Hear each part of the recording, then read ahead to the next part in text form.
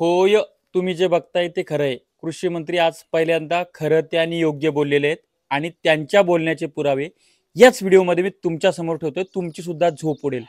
नमस्कार, मी ज्ञानेश्वर खरात पाटील.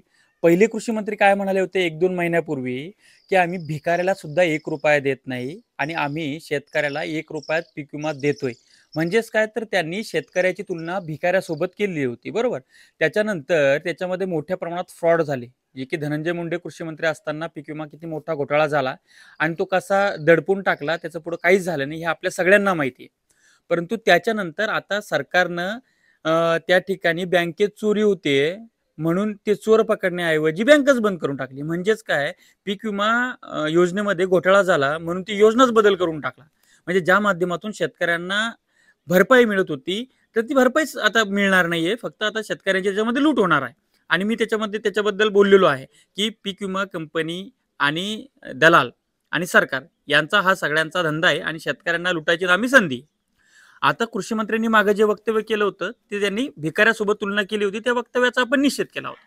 परंतु आज ते काय बोललेले आहेत आपल्याला माहिती आहे. त्यांचं रमीचं किंवा त्यांचे वादग्रस्त वक्तव्य या सगळ्या गोष्टीवरनं विशेष करून शरद पवार गट, राष्ट्रवादी काँग्रेस आणि त्याच्यामध्ये सुद्धा रोहित पवार, सुप्रियाताई हे हे त्यांच्यावर सडकून टीका करतायत आणि त्यांना कैचीत पकडण्याची एकही नामी संधी ते सोडत नाहीयेत. आज काय बोललेत कृषी मंत्री महोदय, की आम्ही शेतकऱ्यांकडनं ₹1 घेतो.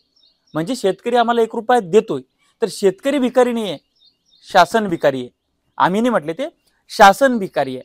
आणि हे वाक्य बोलल्यानंतर मग त्यांच्यावर टीकेचं वादंग उठलं, की एकीकडे त्या कृषी मंत्र्यांचा हेतू असा होता, की बाबा आपण शेतकऱ्याची तुलना भिकाऱ्यासोबत करायची नव्हती, परंतु आपल्याकडनं ती झाली.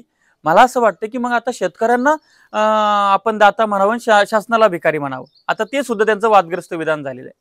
परंतु आता काही गोष्टी सांगतो. पहिले म्हणजे काय, की त्यांनी ती शेतकऱ्यांना भिकारी म्हटलं, ती त्यांची चूक होती. आज त्यांनी शासनाला भिकारी म्हटलंय. आता शासनाला त्यांनी भिकारी म्हटलं, याचे पुरावे आपण व्हिडिओच्या शेवटी बघू. मध्ये काय झालं, सुप्रियाताई काय म्हणाल्या आज टीका करताना, की हा असंवेदनशील माणूस आहे आणि असंवेदनशील त्यांचं वक्तव्य आहे. हा महाराष्ट्र मोठा करण्यामध्ये अनेक मुख्यमंत्र्यांचं योगदान आहे वगैरे वगैरे त्या बोलल्या.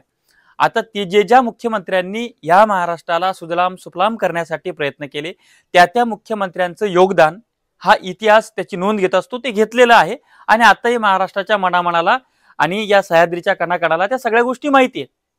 परंतु सुप्रियाताई, तुम्ही ज्या सगळ्या गोष्टी बोललात त्याच्याही पुढचं जाऊन जर सांगायचं झालं, तर हे राज्य दिवाळखोरीमध्ये निघालेलं आहे, अशी परिस्थिती आहे. या राज्याची तिजोरी ही भिकाऱ्याच्या पलीकडे झालेली आहे, ही सुद्धा वस्तुस्थिती आहे. आणि मी त्याचीच आकडेवारी तुम्हाला देतो आहे. आता ही थक्क करणारी आकडेवारी बघा. याच्यामध्ये आपल्या महाराष्ट्र राज्याचं एकंदर महसुली उत्पन्न जे काय एका वर्षाचं उत्पन्न आहे 5,60,963 कोटी रुपये. आणि आपल्याला खर्चायला किती लागतात वर्षाला, तर 6,06,855 कोटी रुपये. म्हणजेच काय, आपल्या उत्पन्नापेक्षा, आपल्या उत्पादनापेक्षा आपला खर्च हा अधिक आहे. म्हणजे एकंदर शेतकऱ्याची आणि शासनाची परिस्थिती सध्या सारखी आहे. म्हणजे आमदनी 98 खर्चा रुपया, अशा पद्धतीची महाराष्ट्र सरकारची सध्याची परिस्थिती आहे.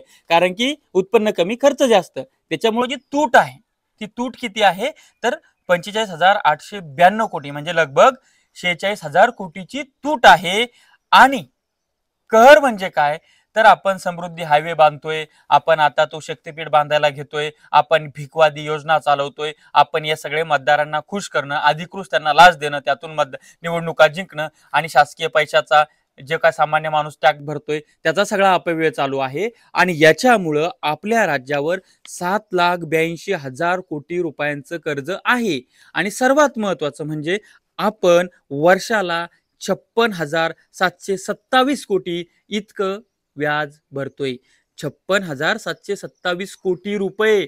आपण जो मुंबई नागपूर समृद्धी महामार्ग बांधला तो 55,000 कोटीचा होता आणि तितके पैसे फक्त आपण व्याजारूपी देत आहोत. आणि हे नालायक लोक सत्तेमध्ये बसल्यामुळं झालेलं आहे, ते आधीचे असो की आताचे असो. हे काय एवढं कर्ज यांनीच केलेलं नाहीये, परंतु मोठ्या प्रमाणात सध्याच्या सत्ताधाऱ्यांचा वाटा हे एवढं कर्ज वाढवण्यावर आहे, हे तुम्ही त्या ठिकाणी लक्षामध्ये घ्या. अजून पुढचा कहर तुम्हाला सांगतो आहे. आपला जो अर्थसंकल्प या वर्षीचा सादर केला, त्या अर्थसंकल्पानंतर आपल्या महाराष्ट्र राज्यानं 13,000 कोटी रुपयांचं कर्ज काढलेलं आहे आणि ते कर्ज काढण्याची नामुष्की फुकट्या योजना ज्या आणलेल्या आहेत, भीकवादी योजना ज्या आणलेल्या आहेत, त्या योजना चालवताना होत आहे। त्याच्यामध्ये शेतकऱ्यांचा व्यवसाय हा अनिश्चिततेचा असतो, त्यांना कर्जमुक्ती देणं, त्यांच्यासाठी योजना चालवणं, त्याच्यावर पैसे टाकणं हे सरकारचं कर्तव्य असतं। कारण की त्या अनिश्चिततापणामुळे शेतकरी हा तोट्यामध्ये जगत असतो आणि त्याच्यावर अनेक भांडवल आपलं जीवन जगत असतात। परंतु ते न करता भीकवादी योजना चालवून इथं राज्याला देशोधडीला लावण्याचं काम सध्याचे मुख्यमंत्री आणि 2 उपमुख्यमंत्री त्यांचे मंत्री करत आहेत। हे सूर्यप्रकाशा इतकं स्पष्ट आहे। आणि सगळ्यात याच्याही पुढे जाऊन सांगायचं झालं तर केंद्राकडं म्हणजेच केंद्र सरकारकडं आपल्या महाराष्ट्र राज्यानं 1,32,000 कोटी रुपये इतकं कर्ज आम्हाला घेण्याची परवानगी द्या अशा पद्धतीची मागणी केलेली आहे। मग तुम्ही समजू शकता की आता कृषी मंत्री कोकाटे जे शासनाला भिकारी म्हटलेत तर ते खरंय मित्रांनो, वस्तुस्थितीवर बोलावं लागेल। छत्रपतींचा, महापुरुषांचा, झालेल्या मुख्यमंत्र्यांचा, त्यांच्या कर्तृत्वाचा सगळ्यांना अभिमान आहे। परंतु आमदनी अठ्ठनी खर्चा रुपया झालेला आहे। सामान्य माणूस त्याग भरभरून मरतो आहे, शेतकरी मरतो आहे, गरीब होतो आहे। आमदार खासदार यांचे चेले चपाटे आणि ठराविक उद्योगपती मात्र गडगंज होत आहेत आणि यातनं या राज्याची वाट लागते आहे। या राज्याला आर्थिक शिस्त लावणार आहेत की नाही, भीकवादी योजना बंद करणार आहेत की नाही, आणि हे राज्य देशाला दिशा देणारं, हे राज्य सर्वाधिक टॅक्स कलेक्ट करणारं, हे राज्य सर्वाधिक उत्पन्न असणारं, परंतु हेच राज्य आता दिवाळखोरीच्या दिशेनं निघालेलं आहे। वेजुआला का काहीतरी नावाचा देश आहे, तो असल्या शहाणपणामुळं आज भिकला लागलेला आहे। हे राज्य भिकाला लावायचं आहे का? या राज्याच्या जमिनी, या राज्याची उत्पन्नाची सोर्स ही सगळी गहाण टाकायची आहेत का? हा माझा सवाल आहे आताच्या मुख्यमंत्र्यांना। आणि आपल्याला बोलावं लागेल, काही किंमत चुकायचं काम पडलं तरी चालेल, परंतु हे सत्य परिस्थिती महाराष्ट्रातल्या नागरिकांच्या समोर येणं गरजेची आहे। तुमचं मत काय हे कमेंट्स मध्ये सांगा। शेती माती संस्कृतीसाठी आपलं चॅनल सबस्क्राईब करा, साईडला असलेलं बेल आयकॉन दाबा। तुर्तास थांबतो, आपली रजा घेतो। आपलाच ज्ञानेश्वर खरात पाटील। धन्यवाद।